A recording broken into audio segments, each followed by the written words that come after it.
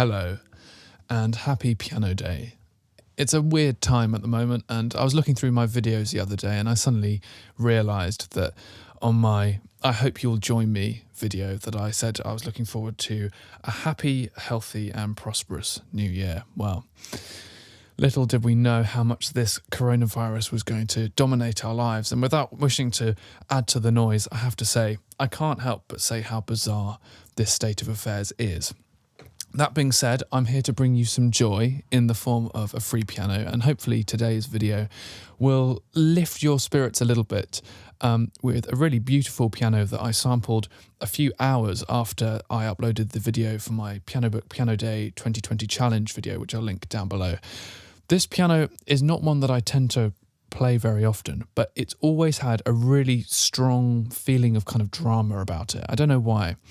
It's very soft. I think it was from about 1896 or something, so it's a really old piano. And of course, the issue with old pianos is that they don't tend to play very, very reliably. So I found that the upper mid-range sounds great. Top range sounds fine. Bottom range is a little bit weird. The tuning kind of goes all over the place. So I've created a Kontakt instrument, and I thought I would kind of walk through the process of how I've created this library. I have to say, I recorded it absolutely terribly. I'm one to admit where I made my mistakes, but dear Lord, an absolute car crash. What I was hoping was that I'd have a few days, maybe just a few hours, to sit with this piano, tune it up first, as you might have seen just then in the intro, and then sample it. But of course, because coronavirus hit and because people were suddenly told to work from home, I wasn't home on my own, and so I was kind of limited on the amount of time I had to work on this piano. So when I didn't have as much time as I thought I would, I decided just to go for the medium strength Pianobook template. I did plan to do many more round robins. I even brought some felt along to experiment with that as well. And maybe at a later stage, when everyone goes back to work, we can have a go with that. And it's been really interesting, actually, to take the samples for what they were and construct them into an instrument and then compare now. And I'll show you towards the end just what I was working with to begin with. So the other thing that I didn't really do very well is that I've kind of botched the workflow practice. And, this is the first real sample library I've done of a piano. Even though I play a lot of pianos myself, they always tend to be commercial libraries. So this was the first time that I really spent a few days in the post-production. I'd have liked really to have spent a day recording and then a day editing, rather than a couple of hours recording and a couple of days mixing and post-producing. So this file here, this is the first glaring error, was recording these two tracks separately. I don't know why I did this. I think on some level I thought if I could, balance my stereo width a little bit, then that would be good. But Lord, don't bother, because it means that you've got to go through and manually bounce everything in place, which really did take quite a long time. So if you're not familiar with the Pianobook medium strength template, you've basically got 3 round robins, and then there are 2 dynamic layers. So this is where we had the quieter layer, and you can see that it goes up in slightly strange intervals. Anyway, then we move on to the heavier samples, and it's much the same. Then at the very end, we've got some release triggers, which was nice, and then some release triggers for the pedals as well. In fact, Christian also included this wild track area, which was good. Now, if you haven't used this before, basically Kate will go through and will announce the various notes. So she'll say, and then you play it, and then she'll say, off, and then you take your finger off the key. And I have to say, it worked really well.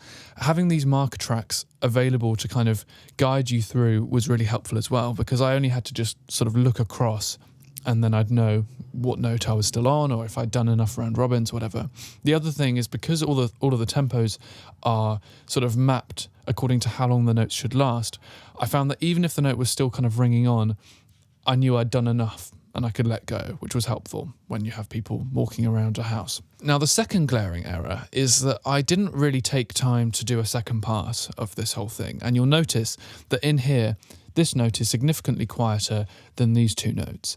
And the only way to make them sound equal is to just raise them up. So what I would recommend you do is do a couple of passes, as Christian also suggested, or at least be more familiar with the piano. And that's another thing that I've learned from this process, is that actually I didn't know this piano all that well. I've played it a few times, I liked how it sounded, but didn't really have the time to learn what velocity sounds good. And I think spending a bit more time doing that next time would be ideal. So what I did first is I took these two files and I just bounced them down, and I took them into Isotope's wonderful RX7 for spectral denoising. Now, if you haven't used RX7 before, I really would highly recommend it. They've got 3 different versions, and I think the Elements version is probably enough for some people. I've got the standard version, which has a few more features, but really useful for just cleaning and moving things around. I basically wanted to make sure that everything sounded as crisp as possible going in. So, as you can see here, once I denoised, I then went ahead and cut up the various samples so that I've still got 36,000 samples before, and then it just trails off after Kate says off. You'll also notice here that some of the notes are not perfectly aligned. And this is another thing that I wish I'd done at the time, but I didn't, and so I've had to correct for it in Kontakt. So notes like this, for example, really I should have moved that note across and then adjusted for it here, rather than having to go into Kontakt and readjust everything. So fortunately, if you're using Kontakt instruments, great, I've done it for you already. If you're going to make something for Ableton or a Cubase sampler or something like that, unfortunately, you're going to have to do that yourself. To correct for these slightly strange transients, where some notes were heavier than others, I decided to use a process that I coined called natural panning. Now, this is a bit of a logic quirk, but I'm sure there are other DAWs that can do this too. In fact, I know Pro Tools can, for one. So what you can actually do in Logic is adjust the gain of a region actually within the inspector. So if I take this note here, for example, it's currently up by 1.3 decibels, and I can just raise like that, and you'll notice that the waveform also adjusts to that as well. So that's quite helpful if you want to be able to match transients together. One of the other things that I didn't really do very well is, for some reason, the left microphone recorded really quite loudly. So, everything sounds slightly off to the left, which was a bit of a nightmare as well. But as you can see here, I've gone in and I've adjusted the gains accordingly so that not only are they matched across each of the round robins, but also I wanted to give it a slight variance. So the first one is kind of in the center, the second is slightly off to the left, and the other one slightly off to the right. So what I did for all these samples is I used a combination of a few different processing plugins. So I've got an EQ here where I'm bringing out some of the rich low end, and then I'm taking out some of the crisp kind of tappy noises. You can still hear them, but they were just a bit overbearing. I'm using this plugin from Soundtoys called Radiator, and this kind of helps give it that warmth that I was hoping that I would achieve in the recording process.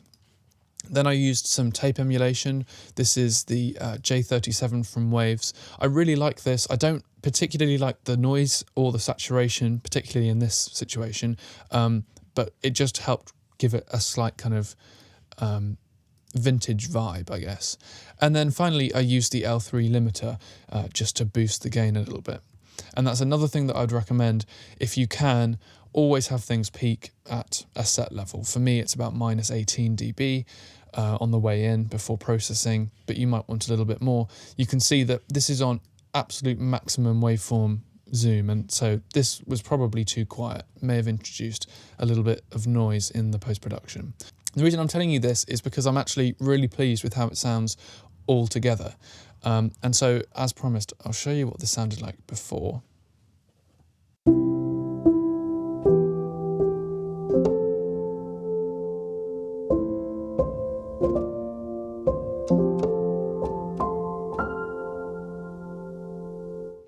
So, the bonus here with creating a sample instrument while you're still producing everything is that you can listen out and say, okay, there's clearly too much noise, it's clearly too far over to the left, There's clearly a clickiness to the notes that I want to take out.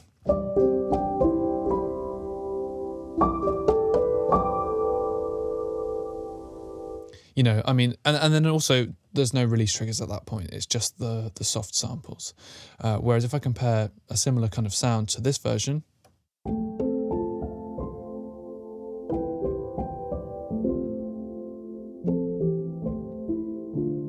it's so much nicer. You know, it's got the character of the piano as I heard it live. So that's about as much as I want to cover on the logic side of things. I would really like to talk about the Kontakt instrument now, because this is the first time that I've gone properly in depth with creating a sample instrument that has multiple zones, multiple groups and things like that. Now, I am totally new when it comes to Kontakt. I've really only had it for a few weeks now. And as much as I really enjoy it, there are some things that I do find to be quite confusing about it. So I just want to, this is in no way a Kontakt tutorial, but I just want to kind of go through some of the things that I've done. So you'll see here that we've got 3 groups of round robin folders. So each folder should look pretty much identical. And this is basically where I've dropped in all the zones and I've set them up. And what I've got is 2 layers. So the top layer is being triggered from 101 upwards, and then the bottom layer is up to 100. And this should be exactly the same for each one. So these trigger each other, and this is something that I really like about Kontakt that the EXS doesn't do. In EXS, you have to create a separate group for each zone and then have each one trigger by the other one. So this is a really nice way of doing it, and I like how this works. Now, as Christian has recommended before, and as I have done in this, I've taken the top note as being the root note. So the root note in this note, for example, is a C#4. So it's going from C#4 down to A#3. And so each note is being stretched out. Now, the beady-eyed among you may have noticed that I've actually tuned this down by 5 semitones. And that is because I just prefer how it sounds. I'd actually recommend, if you download this instrument and you use it, don't bother necessarily using EQ to begin with. If you want to help kind of ramp up the timbre, if you want to make it sound quite kind of bitey and toppy, you could always just push this up.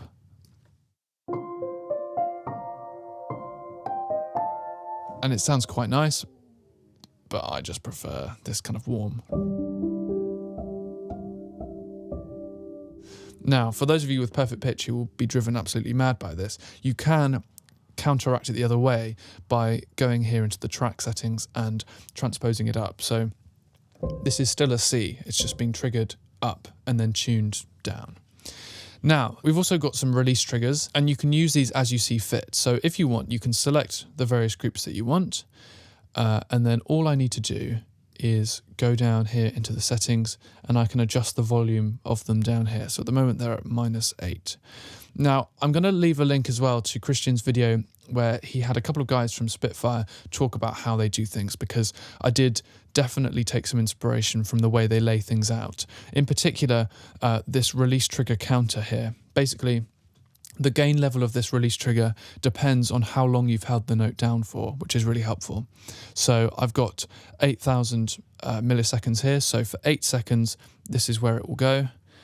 And there's another thing that I took some inspiration from, this thing here, allowing you to adjust the gain of an EQ based on how hard you hit the note. So this kind of thing you could never do in EXS, and this is the kind of thing that I think will be really beneficial for me once I learn how to use it. You'll also notice that I've got some pedals. Now, I feel like someone's going to get a little bit cross at me for how I've done this, but bear with me. What I've done is I couldn't figure out how to create a pedal noise, and I really wanted one. So what I've done is I've put it down here right at the very bottom of the piano, because obviously the piano's not going anywhere near that low. And then what I've done is I've introduced a multi-script. So for those of you using Kontakt for this, you have to go into this KSP thing here, and I've got it saved now as it's this thing here. I've got it saved as a preset. It's called CC to MIDI note. Basically what it does is you say what CC number you're using, which for the sustain pedal is CC64, and then it can assign it to a particular note, which here I've got set to C-2. So if I press down the sustain pedal now, can you hear that? So what we can do is we can go into the mapping editor here, and if you wanted it to be louder, you can just select the various groups that you want to use and then go down and you can adjust it there. It's really, really quiet at the moment, but it's there, and you can raise those up if you want. So if I raise this up, see, it's good, isn't it? I don't need it to be that loud though. Now, the second bit of script that I need to make you aware of is this release bug fix thing. I'm pretty sure it will just stay in here, but if it doesn't, I'll leave a link to it down below. This guy, Nils Lieberg, I think that's his name, has made this really awesome script where if you're holding down the sustain pedal and you're playing multiple notes, and then you let go of the sustain pedal, it fixes the bug where Kontakt suddenly plays all of those release triggers all at once. I don't really understand scripting yet. I've been relying too much on Dave and Angus for their wonderful support. So I don't really understand this, but it does fix it, so that's great. And then in the performance view here, I've got set up this single knob here, which will adjust the volume of the pads. So the pads are created straight from sounds from the piano itself. If we go into the mapping editor here, you'll see that there are 5 zones that are overlapping. So I can play, if I just let them, aha, there we go. So this was just sort of mangled and stretched and warped. Didn't want it to sound kind of false or like an extra element. It's mainly just supposed to sound like a held sustained note. I really like how this sounds. The other thing you'll notice down here is that depending on the key position, we've got a set attack going. So basically, when you hit it down at the very bottom, the attack is quite fast. Whereas if I hit it up at the top, it takes longer to arrive. I've also done the same thing on the release, so the upper notes will release slightly later than the lower notes. This is so that when you're playing big held chords, that the low notes can move quickly so it doesn't sound too muddy down at the bottom. But of course, you can change this, as I'm sure you will, if you need to. Now, in the scripting, you'll notice that we've got this knob set up. I currently have it set to the mod wheel. And what I would recommend you do is if you right click on this knob, you can have it learn any MIDI CC you want. So at the moment it will be set to CC1, but say I want it to be set to CC21, I can just move it like this, and there we go. Now under MIDI CC 21 and 1, we've got this pad enabled. So you can set it up with whatever you want. It's just there. So if I just demonstrate. This is just the piano, and then I can up the pad.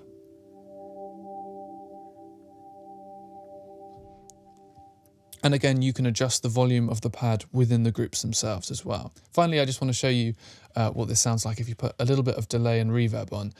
I'm using Echo Boy here by Sound Toys, and I've got a little bit of feedback on there as well. And then I'm using Quantum Leap Space's reverb.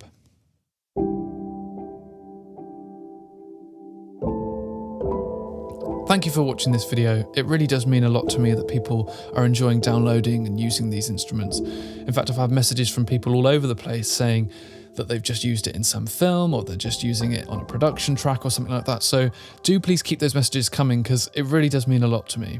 In fact, I had a message from Stephen the other day to say that Soft String Spurs, believe it or not, has had 2,000 downloads from the website. So that really is absolutely bananas, and I just can't believe that there are so many people using this site. This community is just absolutely fantastic, and I feel really privileged to be a part of it. Anyway, as always, there is a lot more to come, especially as I've been slightly confined to this room now. So do please hit subscribe if you haven't done already, and click the like button if you enjoyed this video. I hope to see you very soon, albeit on the internet, but at least we're collaborating here on this community. See you soon.